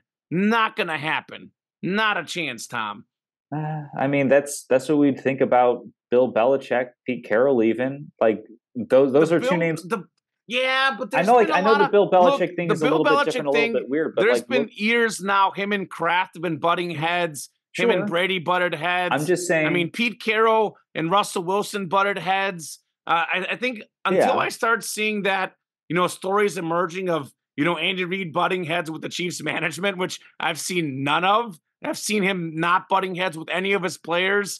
I think Andy Reid's kind of like a nicer guy. I think that's what makes him so special because, again, he's a nice guy. He's a great person. He's got great X's and O's. He's got great team chemistry. There's really no reason to want to fire Andy Reid. I mean, it made no sense to get rid of him in Philadelphia either, to be honest. And that's what I'm saying. Is that he didn't have a ring there, though. There's going to be nonsensical things that could happen. Once you get 2 rings, Tom, things are a little different. I know. It's a big ask. It's if he even really wants to pursue that sort of thing. If he wants to quote unquote stat pad. To me, his legacy as one of the all time greats is already cemented. So if he wants to try to pursue that sort of thing, great. But I also know there's unforeseen things that could happen where if not just one season of 9-8, but if there's multiple seasons for whatever reason where the Chiefs aren't performing at that high level and they decide, hey, Good luck with that. Thanks for the Super Bowls, but we're going to make a change. What I saw? Years come to an end all the time. You know what I saw as a meme online? It was last year was supposed to be a rebuilding year for the Chiefs. This year was supposed to be an off season, and they won the Super Bowl last year. Probably going to win it again. And then the meme said, "What's going to happen when they're good? What happens when that great front office that does a really good job of drafting guys, Isaiah Pacheco in the 6th, 7th round. 7th round, yeah. They got themselves Nick Bolton in the 2nd round, Rashee Rice in the 2nd round. They got, Kelsey and Hill in later rounds. What happens when they go after a receiver next year? Look at how good the Kansas City team is this year in the offseason, whether it's trades, whether it's the NFL draft. I mean, everybody wants to play with Patrick Mahomes. What happens when they get a receiver next year? They could be winning 13, 14 games next year, Tom. Why not? We could see that. Forget the 10-game average. If they win 13, 14 in a year, he could get it in 5 years, Tom. We'll see. Again, if that's something he wants to pursue, God bless. I'll power with him. And we'll close out the show. Typically, we end with statements of the week, but really quick, we will touch on Super Bowl foods because I have a goodie for you. This is perhaps my most inspired Super Bowl spread that I have come up with. Because it is Thanksgiving dinner. The second biggest day in the football season as far as the American zeitgeist go. First, it's Super Bowl, but actually maybe even bigger than the Super Bowl is Thanksgiving Day because it is an actual national holiday and everybody knows to associate once upon a time 2 football games. Now, of course, we're up to 3 football games with that, but I have a whole turkey that I will be spatchcocking. And yes, you can say that word. It's not a dirty word in the slightest. I will be spatchcocking the turkey. I'm going to be doing a loaf of bread. I will be heading to the Whole Foods to get a pumpkin pie because there doesn't seem to be a good Baker Square near me anymore. But the Whole Foods pumpkin How pie about is mashed the next potatoes? thing.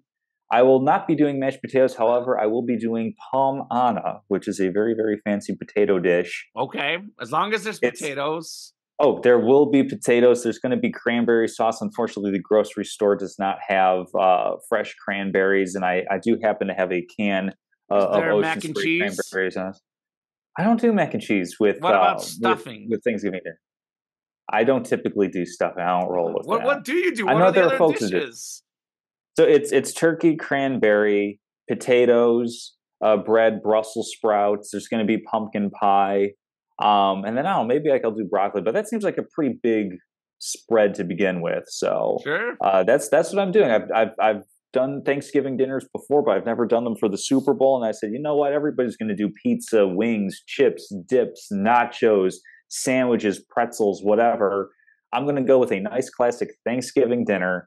It's going to be a wonderful, wonderful day making Yeah. that and culminating with the game. Hopefully, opening kickoff as I am slicing the bird, Julia Right. Child All right. style. So one of my personal life goals is to watch the Super Bowl with you, and I want you to be the I do like host. watching in solitude. Like Okay, Jen is I the was gonna only say person. I would actually like to watch it with you though, Tom, because I told my girlfriend it was a whole. I wouldn't say it was a fight. It was kind of like a mini fight. It wasn't like like A we started spat. chucking chairs at each Yeah. other, but so she has this party we go to every year. It's her mom's friend. And then my other friend invited me to a last minute thing, but we've already committed to the other party.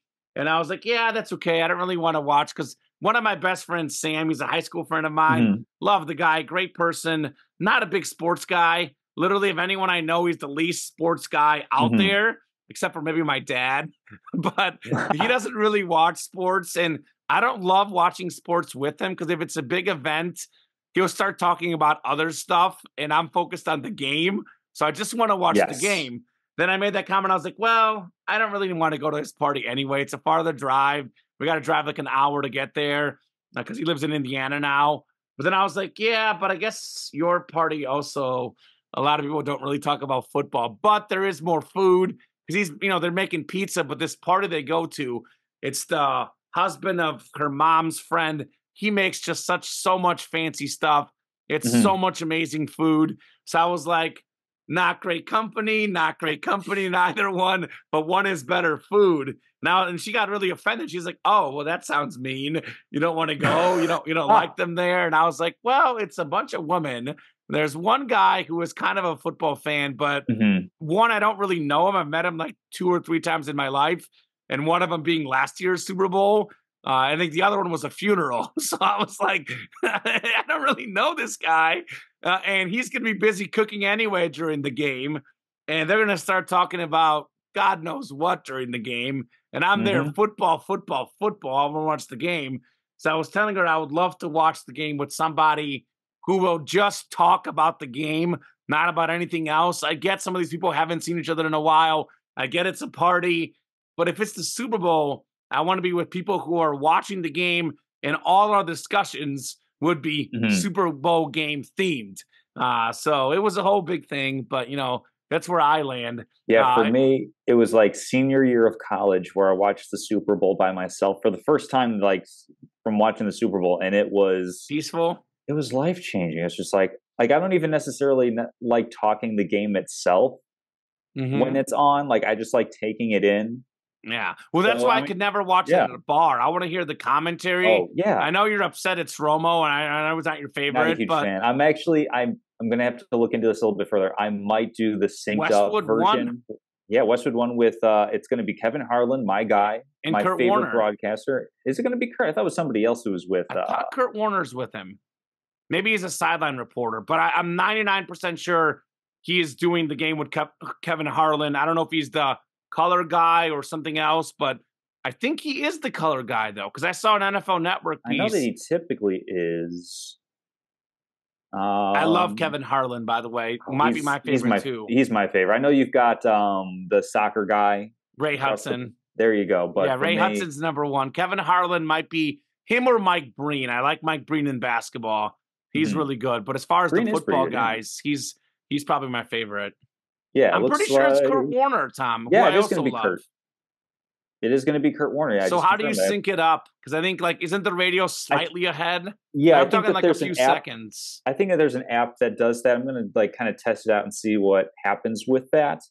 Yeah, I'm gonna look into doing that because I'm just enchanted with the Jim Nance Tony Romo broadcast. I might listen just to hear how bad it is because I do anticipate Oh it being bad. But you might be gosh. better off going with the Nickelodeon broadcast, quite frankly, Oof. where I believe it's Okay. Ian Eagle, it's Nate Burleson. You've got Ryan a pretty Eagle's good crew good. there. Yeah. Oh, yeah, he's another fantastic Yeah, announcer. I mean, I like Romo personally, but that's another whole thing we can open up. I do agree Kevin Harlan's better, but I'm not going to sync it up because I'm at someone else's house.